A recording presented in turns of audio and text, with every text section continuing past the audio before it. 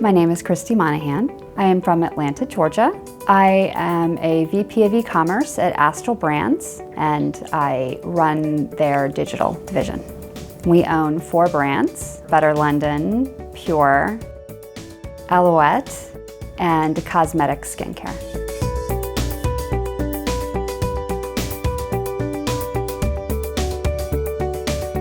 Although beauty is something that is experience-oriented, we do work very hard to connect with the customer digitally by interrelating our stories with their stories.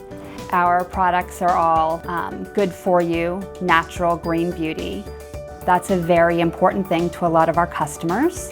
So we work to explain and talk to them about how ingredients matter. And that's something that we try to use to connect to customers, that we have a product that will work for you and that works for your story and that just supports how you live your life.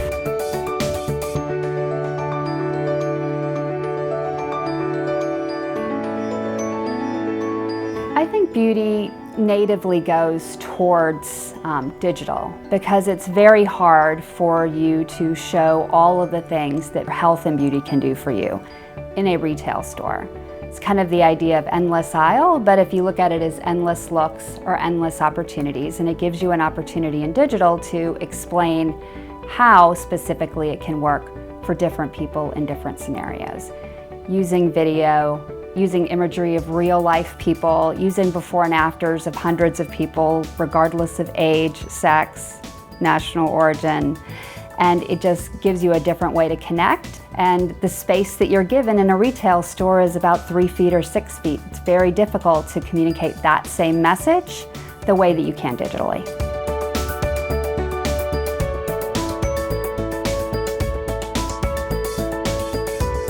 "2020 and moving forward is really an opportunity for us to kind of come into our teenage years, for lack of a better term, in e-commerce, and figure out how we really use technology to make things a little faster and a little easier.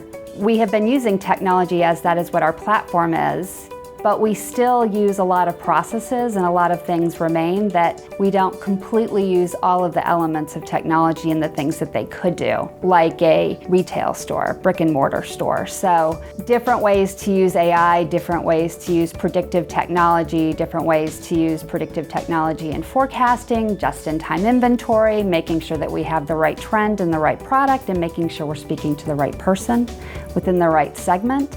It's an entirely different world, and we really need to embrace that and move forward with it and let go of some of the old philosophies.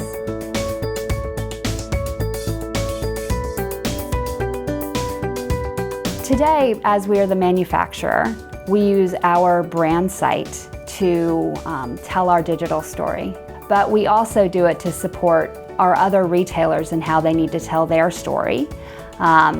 And depending on which brand, depends on how we tell the story.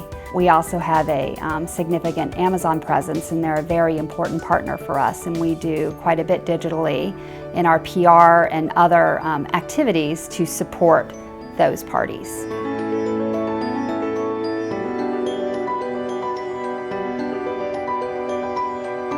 I believe it does make sense to own your own independent site, even in a world that is dominated by Amazon, because Amazon will never be able to fully tell your story as uniquely as you will.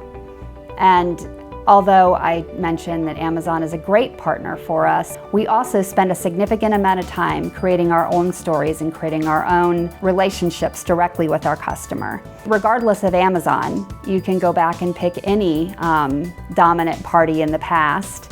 The only thing that is absolutely certain is that you are going to be the best one always to tell your story. If the customer buys on Amazon, that's wonderful because they're using our products. If they buy from our proprietary website, that's wonderful because we've established another unique relationship. Ulta, Sephora, depending on which brand we're talking about, any one of them, we want our customer to have our brand regardless of the outlet they use. But the ability to tell your own personal story, I think, is critical, and if a brand does not feel that that's important, they're losing that opportunity to at least create that unique connection.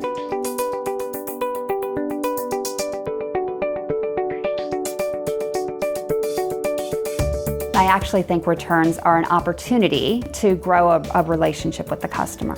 It's unrealistic to believe that every single person's going to love every single thing they purchase. Make it a seamless experience so that next time they remember that and come back to you.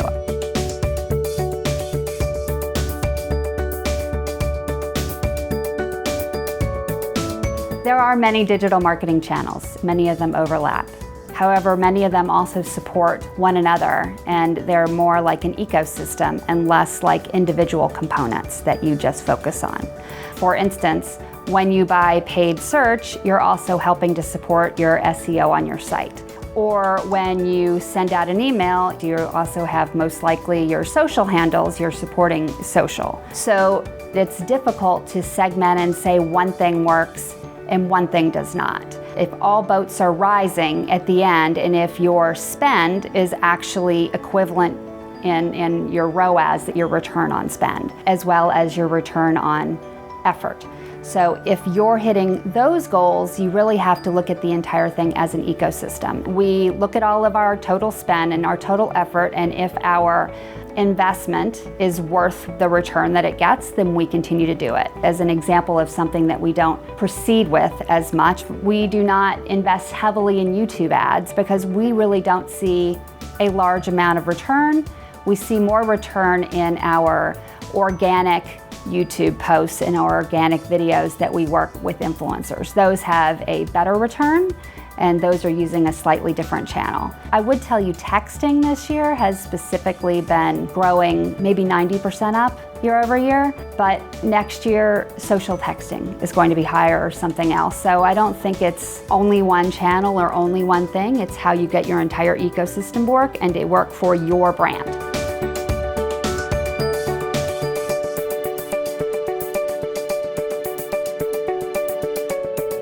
The advice I would give to entrepreneurs is to start small and to use basics. You have to get the basics right before you can do anything else. Start with an inexpensive platform because technology can get extraordinarily expensive very, very quickly. Use something that's not going to require a ton of investment, and then slowly build your brand. Use content, use basic Google Ads, use all of your core components and slowly build it up.